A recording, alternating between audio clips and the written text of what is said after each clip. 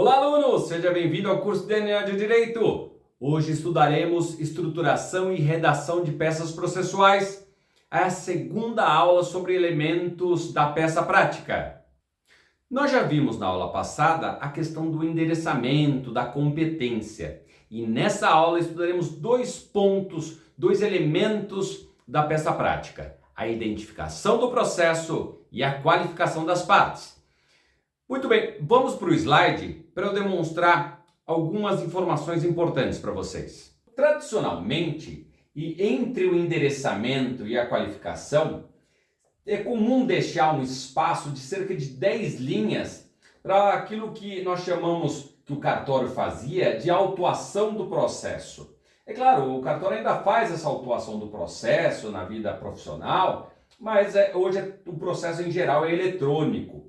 Então, aquele espaço era para incluir certas informações no início do processo ou na juntada de uma contestação, e era ali também que o juiz despachava. Era comum o juiz despachar uma tutela de urgência, então ele usava esse espaço entre o endereçamento e a qualificação. No exame de ordem, há um número limitado de folhas. Então, aquele que gosta de escrever muito tem que se preocupar com isso, porque pode não ser suficiente. E é por isso que é possível fazer duas formas: ou pular menos linhas do que essas 10 linhas, ou pular uma ou duas linhas e escrever pular 10 linhas, só para falar para o examinador: examinador, eu não vou deixar o espaço aqui por razões óbvias, porque é uma peça do exame de ordem, não é uma peça profissional, da vida profissional, mas eu sei que tem que pular 10 linhas.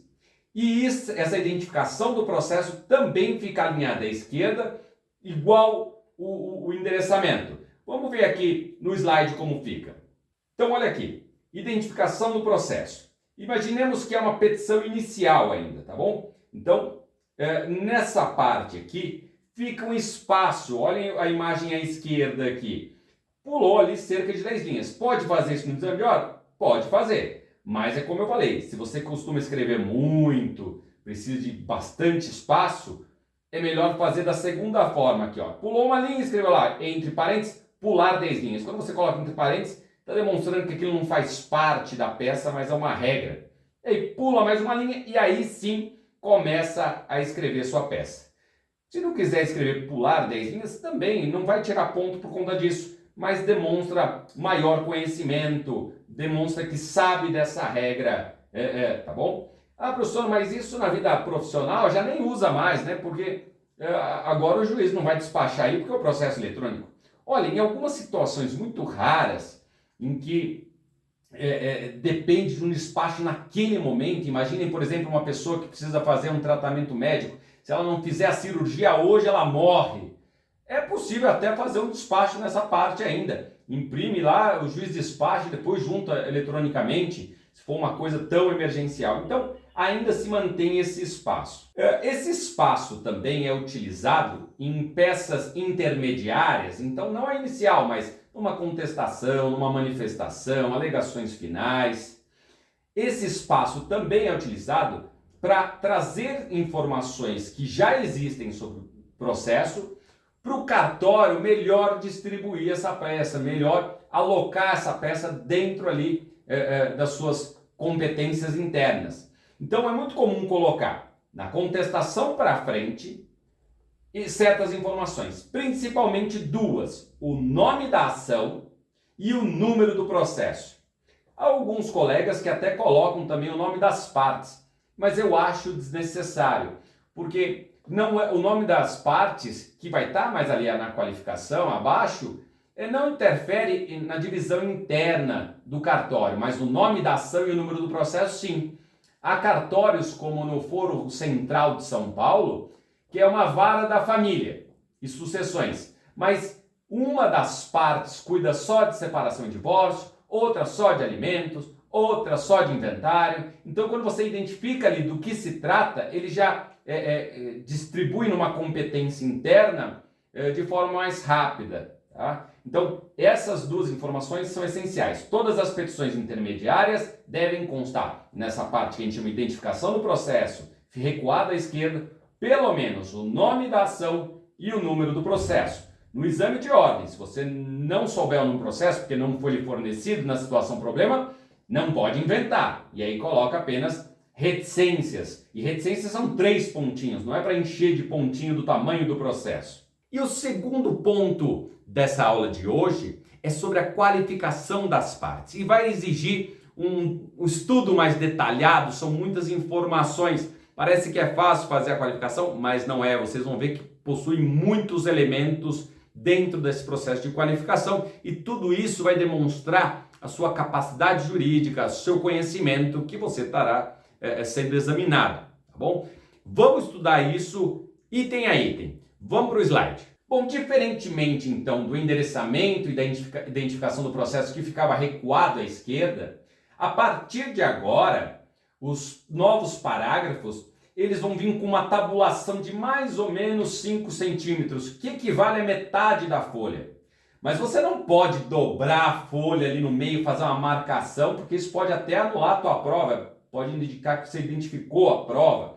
Né? Você tem que mais ou menos ali começar os parágrafos no mesmo ponto, ali mais ou menos no meio da folha. E é nessa qualificação que vai conter os dados das partes, o nome da ação, o fundamento jurídico e legal da ação. Vamos estudar cada um desses elementos. Em relação aos dados das partes, vocês deverão preencher pelo menos esses 9 itens.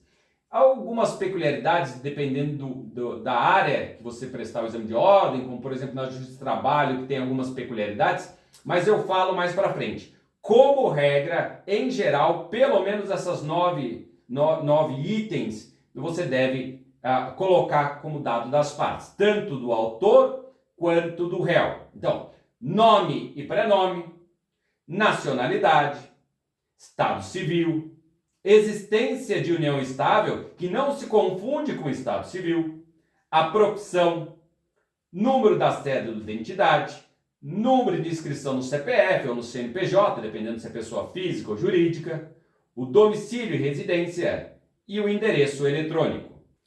Em relação ao nome das partes, é importante que você coloque igual o que está na situação problema. Não crie um prenome, não crie um nome, além do que está lá. Se na situação problema falou João, é João, não coloca João da Silva, não invente, tá? Isso pode até anular a prova. É para colocar igual ao que está na situação problema.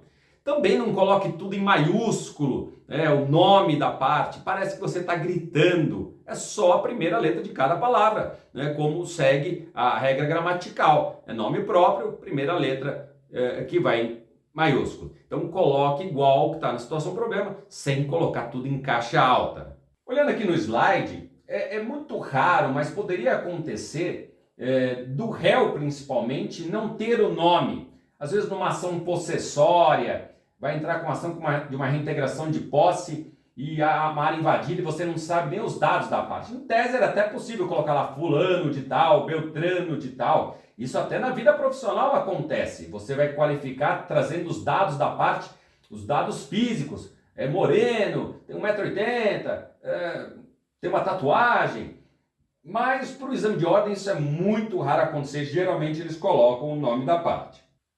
A partir de agora vai ser exigido uma série de itens, uma série de dados das partes. E vocês não podem inventar esses dados, pressupor esses dados. Se a situação problema não te forneceu, você vai colocar entre parênteses a regra. Para falar, examinador, você não me deu a informação, mas eu sei a regra. A começar pela nacionalidade, por exemplo, do autor. Então você colocou lá, José, vírgula. Qual que é a nacionalidade dele? Se no problema não falou, não invente que é brasileiro. Você não pode pressupor isso. Então você vai colocar entre parênteses, nacionalidade. Você está falando do examinador? Você não me deu, mas eu sei a regra. Olha no slide como fica. Então aqui na parte da peça está lá, fulano de tal, que era o nome que foi dado na situação problema, vírgula, entre parênteses, nacionalidade. Entre parênteses para demonstrar que aquele dado não faz parte da peça, mas é uma regra dela. E a nacionalidade é importante especialmente em direito internacional privado, para fixar eventualmente competência. Então, alguns elementos de conexão podem ter relação com a nacionalidade da pessoa, então é importante colocar essa informação. O mesmo vale para Estado Civil, deve ser informado o Estado Civil depois da nacionalidade. E isso também influencia na peça. Certas ações dependem do Estado Civil da pessoa. Por exemplo, ações possessórias devem ser intentadas não só contra a pessoa, mas o cônjuge dessa pessoa. Se ela é casada, você também vai ter que colocar no polo ativo ou passivo essa pessoa, entendeu? O cônjuge dessa pessoa. Então, por isso que é importante. Mas e se o exame de ordem, a situação, o problema, não te deu o dado fático, se ele é casado, solteiro, tico-tico no fubá? Então, você vai colocar essa informação entre parênteses. Estado Civil. Agora, um detalhe importante que foi incluído no Código de Processo Civil atual, não é? O artigo 319 fala que você deve informar a existência ou não de união estável. Ah, professor, mas eu já falei o Estado Civil dele lá. Bom, é que às vezes a pessoa pode ser solteira, mas ter união estável. Ou seja, se pegar uma certidão de nascimento dela, ela vai constar como solteira, não está averbado nenhum casamento. Mas ela pode ter uma união estável e também isso causar reflexos no processo. Então você deve informar depois do Estado Civil e, novamente, se foi dado o dado, você coloca, se não, entre parênteses, existência ou não de união estável. Então, não esqueçam de colocar essa informação, que é uma inovação do atual código. Outra informação é a profissão. Depois de informar a nacionalidade, o Estado Civil, a existência ou não de união estável, a profissão. E olha, profissão é aquilo que a pessoa exerce como atividade profissional. Às vezes, dependendo da sua formação profissional, uma faculdade ou uma atividade de profissional liberal. Profissão tem a ver com atividade, mesmo que ela não esteja exercendo naquele momento. Por exemplo, ele é um pedreiro, só que ele não está trabalhando agora porque está desempregado. Você não vai colocar profissão desempregado. A profissão dele não é ser desempregado. Ou então aposentado. A profissão dele não é aposentado. Ele é um médico aposentado, então ele é médico. A profissão dele é essa. É a atividade profissional dele que você vai colocar. Se o exame de ordem te deu a profissão dele, coloque lá. É muito comum em direito administrativo, às vezes é um mandado de segurança, porque é um agente administrativo, um agente da administração que foi exonerado e aí tem que reentregar o cargo, e ele vai falar, olha, ele era servidor, e aí você coloca lá qual era a profissão dele. E se não deu a profissão, segue a mesma regra do que nós já ensinamos. Entre parênteses, profissão. Em relação aos documentos de identificação da pessoa, principalmente RG, CPF, é importante ressaltar que o número de RG, CPF, PIS, como é exigido na Justiça do Trabalho, não podem ser inventados. Você não pode inventar um número de RG, um número de CPF. Se isso acontecer, sua peça é anulada, é zerada. O que você deve colocar é o reticências ou que o edital permite, X, mas são 3X. Não é para preencher com X o espaço todo. Olha no primeiro exemplo aqui, que está errado. Primeiro no RG colocou lá 1, 2, 3, 4, 5, 6, 7. Não pode inventar um número, a não ser que a situação, o problema te deu. E também no CPF, olha lá, colocou um monte de X, como se fosse os 11 números do CPF. Não, tem que fazer como está do lado direito aqui, olha só. Ou coloca reticências ou coloca XXX. O ideal é que, para manter um princípio ali do paralelismo, se você usa reticências em tudo. Se usa X, 3X, 3X em tudo, tá? Não fica mudando uma hora reticência, uma hora X. Uma coisa, outra. Lembrando que número da RG, CPF, deve constar em todas as petições. Mas na Justiça do Trabalho também deve ser incluído o número da CTPS, o número do PIS e o nome da mãe. Tá? Esses 3 dados não constam do cível, mas na Justiça do Trabalho é importante, não esqueçam também. No que diz respeito ao domicílio e residência, lembrando, domicílio e residência são coisas diferentes. Residência é onde a pessoa mora, dorme. E domicílio muitas vezes tem a ver com a sua atividade profissional também, onde a pessoa exerce suas atividades habituais. Mas para o exame de ordem dificilmente vai pedir essa diferenciação. Então a gente considera que é residente domiciliado, lembrando, é residente domiciliado na rua, não é a rua, porque quem reside em algum lugar. Em mais a, porque é um lugar definido, vira na e não a. Tá? Então, residente domiciliado na rua. Mas, professor, o logradouro poderia ser uma alameda, poderia ser uma avenida, poderia ser uma travessa. Para o exame de ordem não tem problema, pode colocar rua. Tá? Alguns professores sugerem colocar assim, endereço completo entre parênteses. Eu prefiro que vocês coloquem todos os elementos do logradouro, do endereço da pessoa. Então, residente domiciliar na rua, reticências, número, reticências, bairro, reticências, cidade, reticências, estado, reticências, CEP, reticências. Então coloque todos os elementos do endereço da pessoa seguido de reticência, a não ser que a situação problema te dê o endereço, o que é muito raro, se não, coloca dessa forma. Colocar endereço completo, eu acho que empobrece a prova. Pode ser que você não saiba aqueles elementos. Então, prove que você sabe. E do autor, você sempre vai saber todos os dados. Afinal, você está entrando na equação por ele, né?